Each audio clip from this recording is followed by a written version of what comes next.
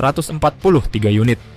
Angka yang sekilas terlihat biasa, namun dalam dunia militer, angka seperti ini jarang sekali muncul tanpa perhitungan karena 143 unit kendaraan tempur kelas berat.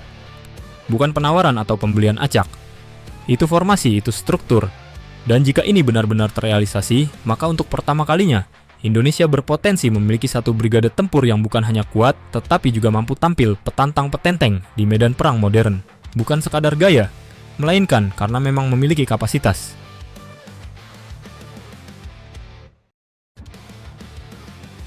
Lynx KF-41, bukan IEF, biasa.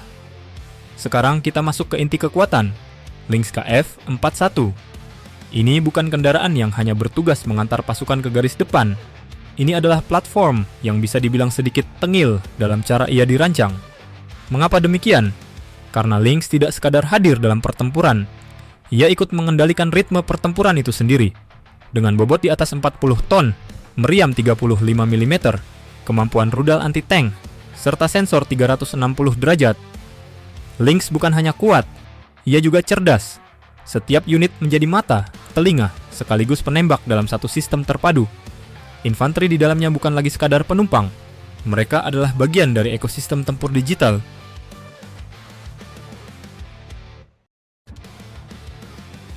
...143 unit. Struktur yang terbaca jelas. Kini kita masuk ke angka yang menjadi kunci, 143 unit. Mari kita uraikan secara sederhana. Satu batalion, mekanis idealnya berkisar antara 40 hingga 45 kendaraan tempur. Jika dikalikan 3, kita mendapatkan sekitar 130 unit. Sisanya digunakan untuk komando, cadangan, serta elemen pendukung.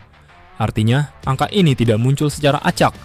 Ini angka yang sudah tersusun, sudah terbentuk, dan sangat selaras untuk satu brigade tempur penuh. Pada titik ini, kita mulai memahami bahwa pembahasan ini bukan lagi tentang kendaraan, melainkan tentang arah pembangunan kekuatan.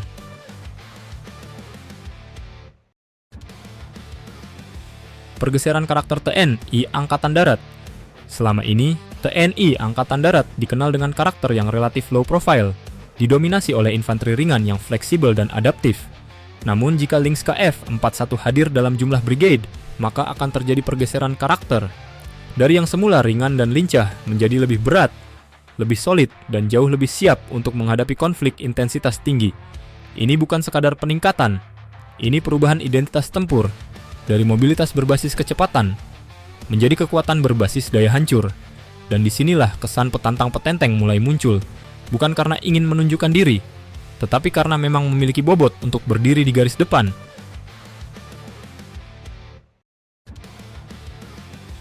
Heavy Brigade, level permainan berbeda. Jika 143 unit ini benar-benar disusun menjadi brigade, maka Indonesia memasuki level yang berbeda. Heavy Brigade Combat Team. Ini adalah satuan yang tidak dirancang untuk sekadar bertahan, melainkan untuk menembus, menghancurkan, dan mengendalikan pertempuran.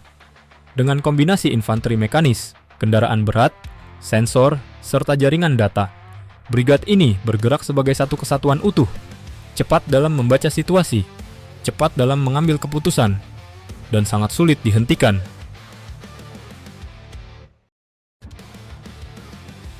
Di medan perang, kekuatan yang memahami.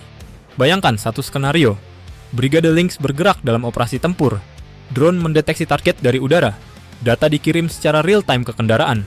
Komandan di dalam Lynx langsung memahami situasi tanpa jeda, dan ketika tembakan dilepaskan, itu bukan reaksi spontan, melainkan keputusan yang telah dihitung secara presisi.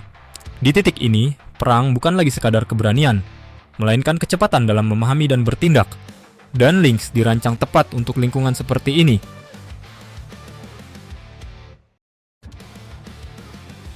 Dampak strategis, kehadiran yang berbicara.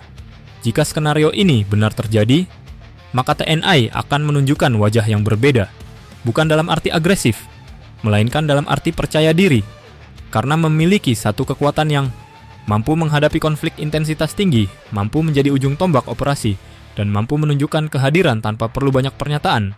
Dalam militer modern, seringkali yang menentukan bukanlah tembakan pertama, melainkan kehadiran yang tidak bisa diabaikan. Dan brigade seperti ini memiliki kehadiran tersebut.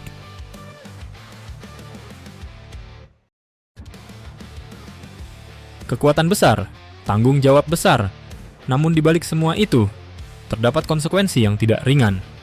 Heavy Brigade membutuhkan biaya operasional tinggi, sistem logistik kompleks infrastruktur yang memadai, serta personel dengan tingkat pelatihan tinggi. Jika tidak dikelola dengan baik, maka yang terjadi bukan kekuatan, melainkan beban. Dan disinilah ujian sebenarnya. Bukan pada saat membeli, melainkan pada saat mempertahankan kesiapan.